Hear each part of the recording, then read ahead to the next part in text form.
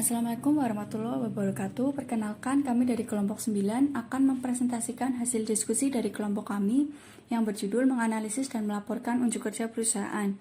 Namun sebelumnya, terlebih dahulu kami akan memperkenalkan anggota dari kelompok kami. Yang pertama, dia Ayu Melinda 180 20 30 130. Yang kedua, Tamara Lutfi Amalia 180 20 30 147. Umi Latifah 180 20 30 151. Dan saya sendiri Alisa Yuliana 180 20 30 167. Memasuki materi yang pertama, lingkungan pelaporan keuangan. Laporan keuangan merupakan produk lingkungan laporan keuangan yang paling penting. Informasi dilaporkan keuangan dinilai relatif berdasarkan kebutuhan informasi dari pengguna dan sumber informasi alternatif seperti data ekonomi, pelaporan analisis, dan pengungkapan sukarela manajer. Laporan keuangan wajib merupakan bagian terpenting dalam proses pelaporan akuntansi. Laporan wajib sendiri terdiri dari 3 bagian. Yang pertama yaitu laporan keuangan. Laporan keuangan sendiri seringkali digunakan untuk mempublikasikan produk, jasa, dan pencapaian perusahaan kepada pemegang saham dan pihak lain. Lalu selanjutnya pengumuman laba. Pengumuman laba sendiri tersedia untuk para pelaku pasar modal melalui publikasi keuangan seperti The Wall Street Journal. Pengumuman laba rugi memberikan ringkasan informasi penting mengenai posisi keuangan dan kinerja perusahaan, baik untuk periode kuartal maupun tahunan. Lalu yang selanjutnya yakni laporan wajib lainnya. Laporan wajib lainnya selain laporan keuangan, perusahaan harus membuat laporan lain yang diwajibkan oleh SIC. Lalu, mekanisme pengawasan dan pelaksanaan. Kendala dan integritas pelaporan keuangan dapat dipastikan oleh mekanisme pelaksanaan dan pengawas. Beberapa di antaranya seperti SIC ditetapkan oleh undang-undang. Mekanisme lain seperti audit berkembang sepanjang waktu. Audit merupakan mekanisme penting untuk membantu terjaminnya keandalan dan kualitas laporan keuangan. Semua laporan keuangan harus diaudit oleh seorang akuntan publik yang independen. Tuntutan publik yaitu hal penting lainnya sehubungan dengan pengawasan manajer dan auditor. Kerugian yang dibayarkan oleh manajer, perusahaan, dan auditor sehubungan dengan masalah akuntansi yang luar biasa sejak dekade terakhir yang mencapai miliaran dolar. Prinsip-prinsip akuntansi keuangan. Akuntansi keuangan memiliki beberapa prinsip yang apabila kita paparkan dapat kita sebutkan ke dalam. Akuntansi akrual. Berdasarkan akuntansi akrual, pendapatan diakui saat dihasilkan dan beban saat terjadi. Yang kedua, biaya historis dan penilaian wajar. Nilai dari transaksi aktual perusahaan di masa lalu sehingga akuntansi biaya historis disebut juga dengan akuntan berdasarkan transaksi. Yang ketiga, materialitas. Sejauh mana kelalaian mencantumkan atau salah saji informasi akuntansi dengan memperhatikan situasi. Lalu yang terakhir, konservatisme. Terkait dengan melaporkan pandangan yang paling penting tidak optimis saat menghadapi ketidakpastian pengukuran. Yang selanjutnya akan dijelaskan oleh teman saya yakni Tamara Lutfi Amalia. Selanjutnya ada konsep akuntansi akrual. Konsep akrual bertujuan untuk memberikan informasi kepada pemakai mengenai konsekuensi aktivitas usaha terhadap arus kas perusahaan di masa depan secepat mungkin dengan tingkat kepastian yang layak. Konsep akrual terdiri dari 1. Akrual dan arus kas. 2.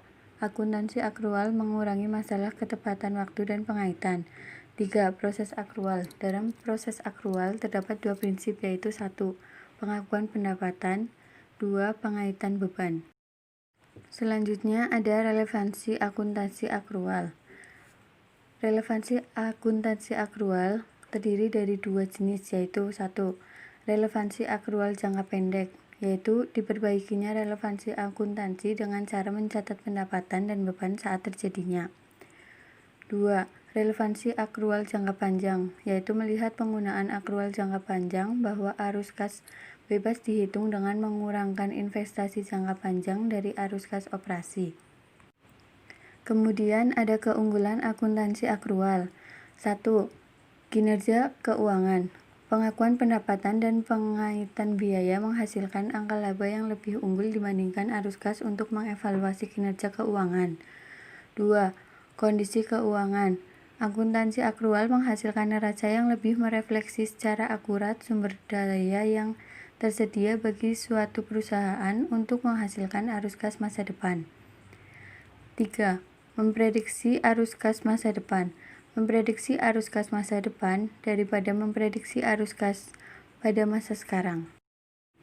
Kemudian ada konsep laba akuntansi.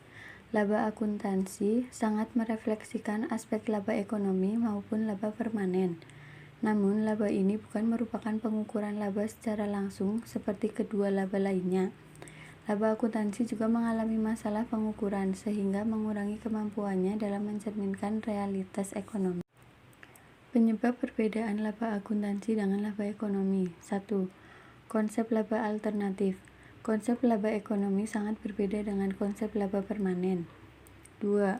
Biaya historis. Penggunaan biaya historis mempengaruhi laba dalam dua cara. 1. Harga pokok penjualan berjalan tidak tercermin dalam laporan laba rugi. 2. Tidak diakuinya keuntungan dan kerugian aset tetap yang belum direalisasi. 3. Basis transaksi. Laba akuntansi biasanya mencerminkan dampak transaksi, misalnya kontrak pembelian tidak diakui pada laporan keuangan sebelum transaksi terjadi. Kemudian yang keempat ada konservatisme, mengharuskan pengakuan langsung kejadian yang menurunkan laba meskipun belum ada transaksi yang mendasarinya, misalnya penurunan nilai persediaan. Yang kelima, manajemen laba. Manajemen laba menimbulkan distorsi pada laba akuntansi yang tidak mencerminkan realitas ekonomi. Pertimbangan dalam mengukur nilai wajar mendefinisikan nilai wajar. 1. Tanggal pengukuran, yaitu tanggal neraca, bukan tanggal ketika aset tersebut pertama diperoleh atau saat kewajiban pertama kali diakui. Kedua, transaksi hipotesis atau hypothetical transaction. Tidak ada penjualan aktual aset maupun transfer kewajiban yang harus terjadi. Dengan kata lain, nilai wajar ditentukan jika aset dijual pada tanggal pengukuran. 3. Transaksi berurutan atau orderly transaction. Faham transaksi berurutan menghapus kemungkinan pertukaran yang terjadi dalam kondisi luar biasa, misalnya dalam situasi kekacauan. 4. Pengukuran dengan pasar atau market-based measurement. Penilaian wajar adalah pengukuran dengan dasar pasar, bukan pengukuran spesifik perusahaan atau entity specific measurement. 5. Harga keluaran atau exit prices. Nilai wajar aset adalah harga hipotesis pada saat perusahaan dapat menjual aset tersebut atau harga keluaran. Kekurangan dari akuntansi penilaian wajar. 1. Objektivitas lebih rendah. Kritikan utama dari akuntansi penilaian wajar yaitu kurang andal karena kurangnya objektivitas. 2. Rentan terhadap manipulasi. Terdapat kekhawatiran akuntansi penilaian wajar akan meningkatkan kemampuan manajer memanipulasi laporan keuangan. 3. Penggunaan input tingkat 3. Karena input 3 kurang objektif, masalah krusial yang akan menentukan kendala akuntansi penilaian wajar adalah sampai sejauh mana input tingkat 3 akan digunakan. 4. Tidak adanya unsur konservatif. Pendukung akuntansi konservatif diingatkan penggunaan model penilaian wajar dengan tujuan menghilangkan bias akan menyebabkan laporan keuangan dibuat lebih agresif, sehingga mengurangi manfaatnya untuk kreditor sebagai salah satu dari pengguna utama dari informasi keuangan. 5. Fluktuasi yang berlebihan. Perubahan nilai wajar dari aset dapat menyebabkan laba yang dilaporkan sangat rentan.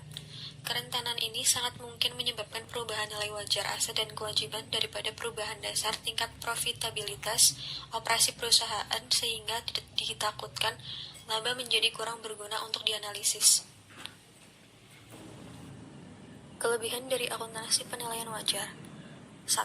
Merefleksikan informasi sekarang. Dengan merefleksikan informasi sekarang, akuntansi penilaian wajar diunggulkan lebih relevan dalam pengambilan keputusan. 2. Kriteria pengukuran yang konsisten. Kelebihan lain yang dikemukakan pembuat standar adalah bahwa akuntansi penilaian wajar menyediakan satu-satunya kriteria pengukuran yang konsisten. Selanjutnya ada mekanisme manajemen laba. Di sini ada dua metode utama manajemen laba, yaitu yang pertama pemindahan laba dan yang kedua manajemen laba melalui klasifikasi. Pemindahan laba ini merupakan manajemen laba dengan memindahkan laba dari satu periode ke periode lainnya.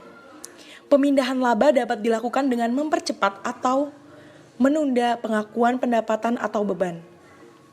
Contoh pemindahan laba adalah sebagai berikut. Yang pertama, contohnya ada mempercepat pengakuan pendapatan dengan membujuk distributor atau pedagang untuk membeli kelebihan produksi pada akhir tahun fiskal. Kemudian ada menunda pengakuan beban dengan mengapitalisasi beban dan mengamortisasi sepanjang periode masa depan. Kemudian, yang kedua, manajemen laba melalui klasifikasi, yaitu mengklasifikasi beban dan pendapatan pada bagian tertentu laporan laba rugi, memindahkan beban di bawah garis atau melaporkan beban pada pos luar biasa dan tidak berulang, sehingga tidak dianggap oleh analis. Kemudian ada implikasi manajemen laba terhadap analisis laporan keuangan. Tugas penting dalam analisis laporan keuangan adalah manajemen laba mendistorasi laporan keuangan, identifikasi, dan membuat penyusunan manajemen laba. Sebelum menentukan apakah sebuah perusahaan melakukan manajemen laba, seorang analis harus memeriksa hal berikut. Yang pertama, ada insentif melakukan manajemen laba. Yang kedua, reputasi dan masa lalu manajemen. Yang ketiga, pola yang konsisten. Dan yang keempat, kesempatan melakukan manajemen laba. Kemudian, evaluasi kualitas laba. Banyak analisis mendefinisikan kualitas laba sebagai sejauh mana perusahaan mengaplikasi konservatisme. Perusahaan dengan kualitas laba tinggi diharapkan memiliki rasio harga terhadap laba yang lebih tinggi dibandingkan perusahaan dengan kualitas laba rendah. Di sini ada tahap-tahap evaluasi kualitas laba, yaitu yang pertama identifikasi dan penilaian kebijakan akuntansi penting. Yang kedua, evaluasi tingkat fleksibilitas akuntansi. Yang ketiga, tentukan strategi pelaporan. Yang keempat, identifikasi dan menilai tanda bahaya. Contoh-contoh tanda bahayanya itu ada kinerja keuangan yang buruk, perusahaan yang putus asa biasanya melakukan segala cara. Kemudian secara konsisten laba yang dilaporkan selalu lebih tinggi dibandingkan arus kas operasi. Ya, kiranya segitu saja dari kelompok kami. Terima kasih. Wassalamualaikum warahmatullahi wabarakatuh.